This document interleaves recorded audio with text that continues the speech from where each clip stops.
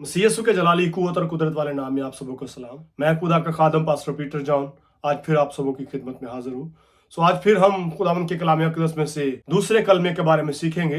वो अल्फाज जो खुदावन यीशु मसीह ने कोहे कलवरी की राह पर और सलीब पर मसलूब होते वक्त कहे थे, उनको 7 कलमात कहते हैं। उनमें से आज हम दूसरा कलमा जो है देखेंगे, मुकद्दस लूका रसूल की अंजील मुकद्दस और उसका 23वां बाब और उसकी 43वीं आयत। खुदावन के पाक कलाम में यूं लिखा हुआ है, मैं तुझसे सच कहता हूं कि आज ही तू मेरे साथ फिरदौस में होगा। मेरे अज़ीज़ों, ये कलमा जो है वो नजात का कलमा कहलाता है। मुकद्दस लूका ने अपने अंजीली बयान में इस बात का साफ तौर पर जिक्र किया है कि खुदावंद यीशु मसीह के साथ कुछ लोग भी मसलूब किए गए थे जो बदकार थे और उनकी सजा मौत थी। और रोमी हुकूमत एक जाबर किस्म की हुकूमत थी। वो मुजरमों को जुर्म साबित हो जाने पर कड़ी से कड़ी सजा देती। ये सजा और भी सख्त कर दी जाती जब हुकूमत के खिलाफ बगावत की जाती। वो 2 डाकू जो खुदावंद यीशु मसीह के दाएं और बाएं मसलूब किए गए थे, उनकी बाबत साफ इतना लिखा गया है कि वो बदकार थे। उनमें से एक इकरार भी करता है कि हमारी सजा तो वाजिबी है और हम अपने किए का बदला पा रहे हैं। खुदावंद यीशु मसीह ने कोई बुरा काम नहीं किया। इकरार आम के खुदावंद यीशु मसीह बेगुनाह है। यहाँ पर ये शख्स इकरार आम करता है कि खुदावंद यीशु मसीह बेगुनाह है। खुदावंद यीशु मसीह सलीब पर लटके हुए हैं। सिर्फ चंद लोगों के अलावा बाकी सब लोग उस पर हंस रहे थे और ठट्ठों में उसको उड़ा रहे थे। वो इसलिए ये सब कुछ कर रहे थे कि जिंदगी का मालिक अभी तक अपने जलाल में नहीं आया। वो अभी तक उनकी गिरफ्त में था। फितरत ने खुद इजाजत दे रखी थी कि उसके साथ जो मर्जी है करें। सालसी लोगों में एक सूबेदार था जो उसकी बेगुनाही का मोतरफ ठहरा और दूसरा डाकू का इकरार था कि ये बेगुनाह और रास्तबाज था। पिलातुस पहले तस्लीम कर चुका था कि उसकी गिरफ्तारी हसद की वजह से। यहाँ पर एक पॉइंट देखेंगे कि डाकू की शख्सी जिंदगी के बारे पर गौर करते। हो सकता है कि इस डाकू ने एक अच्छे खानदान में रहकर परवरिश पाई हो, मगर बुरी सोसाइटी ने उसे एक बदकार इंसान में तब्दील कर दिया हो, क्योंकि माशरा हमेशा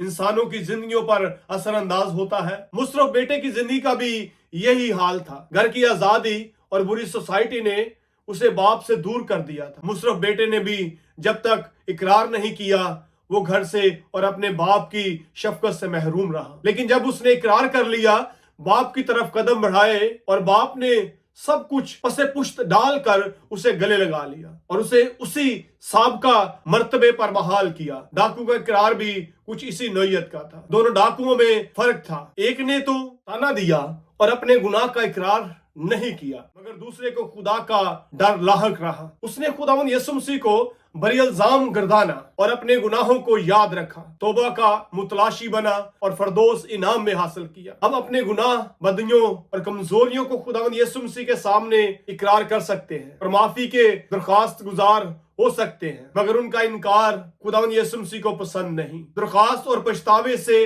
ना सिर्फ माफी मुयस्सर आती है बल्कि खुदा की हजूरी भी हासिल होती है। यहाँ पर एक और पॉइंट को देखेंगे, एक खताकार के लिए इंसान कितना गुनाहगार क्यों ना हो, इसलिए कि खुदावंद के घर में हर वक्त उम्मीद का चिराग टिमटिमाता रहता है और इसकी तारीख जिंदगी को उजाले में बदलने के लिए हमेशा एक पैगाम बना रहता है। खुदावंद यीशु मसीह गुनाहगारों को नजात देने के लिए अर्श से फर्श पर आए थे और उसका खून हर इंसान को उसके नजासत से साफ और पवित्र करता है। इसलिए फरमाया, ऐ थके मांदे और बोझ से दबे हुए लोगों, सब मेरे पास आओ, मैं तुम्हें आराम दूंगा। डाकू ने जो भी गुनाह किए उनकी सजा भुगत रहा था। ये सजा बड़ी कड़ी थी और वो राजी था क्योंकि ये वाजिबी थी। लेकिन जब उसने अपने गुनाहों का इतराफ कर लिया और खुदावंद यीशु मसीह के सामने इकरार किया और फिर उसकी दरख्वास्त कि जब तू अपनी बादशाही में आए तो मुझे याद रखना। यहाँ पर मेरे अज़ीज़ों, इस गुनाहगार का इकरार और उसकी दरख्वास्त जो है वो उसके लिए नजात का सबब बन गई। यहाँ पर एक और बात सीखेंगे कि नजात के लिए तौबा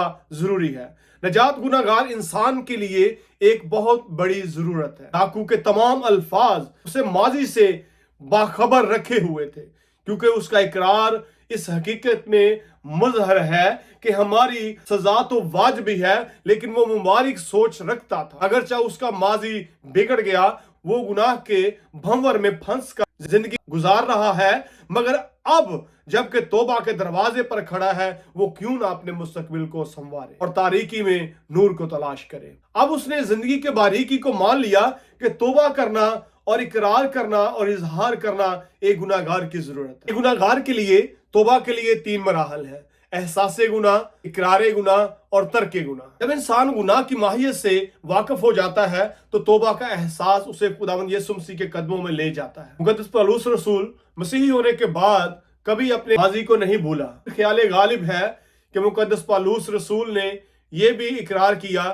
کہ جب شہید استفنس کا خون بہایا جا رہا تھا تو میں بھی وہاں موجود تھا اور اس کے قتل پر راضی تھا، اور اس قدر سرگرم تھا کہ مسیحیت کو کلی طور پر مٹانے پر تلا ہوا تھا۔ اس کی سرگرمی کی بدولت خداوند یسوع مسیح اس پر ظاہر ہوتے ہیں۔ اے ساؤل، تو مجھے کیوں ستاتا ہے؟ آج وہی مقدس پولس رسول خداوند یسوع مسیح کی ذات کے بعد مسیحیت میں دوسرے نمبر کی شخصیت پر ہے، اور اس کی زندگی کی تبدیلی توبہ پر مبنی ہے۔ اگر وہ توبہ نہ کرتا تو وہ ساؤل یعنی پرانا انسان ہی رہتا۔ ڈاکو نے گناہ کا اقرار کیا اور نجات حاصل کی، اور اس کلمہ سے یہ بھی سیکھیں گے کہ یہ کلمہ نجات کا علمبردار ہے۔ ڈاکو کے الفاظ نے ثابت کر دیا کہ خداوند یسوع مسیح نجات دینے پر قادر ہے۔ خداوند یسوع مسیح کا مقصد ہی یہ تھا کہ وہ خون بہائے اور اپنی بے مثال قربانی سے نجات مہیا کرے۔ ڈاکو کے الفاظ بالکل سادہ سے ہیں: جب تو اپنی بادشاہی میں آئے تو مجھے بھی یاد رکھنا۔ اگرچہ یہ الفاظ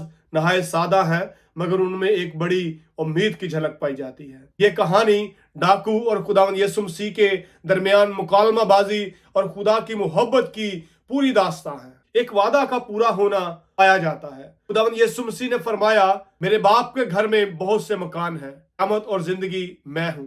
ابن آدم اس لیے آیا ہے کہ کھوئے ہوئوں کو ڈھونڈے اور نجات دے۔ خداوند یسوع مسیح کے تعلیم اور دعوے سچے برحق ہیں۔ خداوند یسوع مسیح نے فرمایا کہ وہ قیامت ہے، زندگی کی روٹی ہے، نور ہے، زندگی ہے، نجات دے سکتا ہے۔ آج قیامت اور زندگی کا مالک، نجات کا دعوے دار، دنیا کا نور اور موت کی تلخی میں سے گزر کر ایک ڈاکو کو نجات اور ابدی زندگی دیتا ہے۔ شاید اس کے نجات جیسے انعام کو حاصل کرنے والوں میں ڈاکو ہی پہلا انسان تھا جس نے نجات حاصل کی اور یہ نایاب الفاظ سنے، آج ہی تو میرے ساتھ فردوس میں ہوگا۔ آج صلیب کے گرد 2 گروہ موجود ہیں۔ ایک بہت بڑی تعداد میں ہے جو خداوند یسوع مسیح کے مصلوب ہونے پر خوش اور آوازیں کسنے والے ہیں، اور دوسرا چند عورتیں پر مبنی: یوسف، متیا، شمعون کرینی، مقدس یوحنا اور اس کی ماں، اور ڈاکو پر مشتمل ہے جو خداوند یسوع مسیح کے لیے تڑپ رہا ہے۔ دنیا کے ٹھاٹ باٹ دیکھ کر ایسے لگتا ہے کہ بدکار، گناہگار اور تیرگی اور تاریکی میں بسنے والے لوگوں کی تعداد ہمیشہ زیادہ رہی ہے، اور یہ گنتی ہی کے لوگ ہوتے ہیں جو برہ کے تخت کے پاس ہمیشہ کی زندگی کے وارث بنتے ہیں۔ مقدس جان کیلون کے الفاظ میں یہ ڈاکو ایسا انسان ہے جس نے اندھیرے میں اجالے کو، ظلم اور بربادی میں عظمت کو دیکھا اور ایمانی بصارت کے ذریعے دوسری زندگی کا نظارہ کیا۔ اے یسوع، جب تو اپنی بادشاہی میں آئے تو مجھے بھی یاد رکھنا۔ جواب کس قدر ایمان افزا ہے اور تسلی بخش کہ تو آج ہی میرے ساتھ فردوس میں ہوگا۔ سو خداوند اس کلام کے وسیلہ سے آپ سب کو برکت دے، اور خداوند ہم سبوں کو یہ توفیق بخشے کہ ہم اس کی حضوری میں آ کر توبہ کریں، اقرار کریں اور اپنے گناہوں سے باز آئیں۔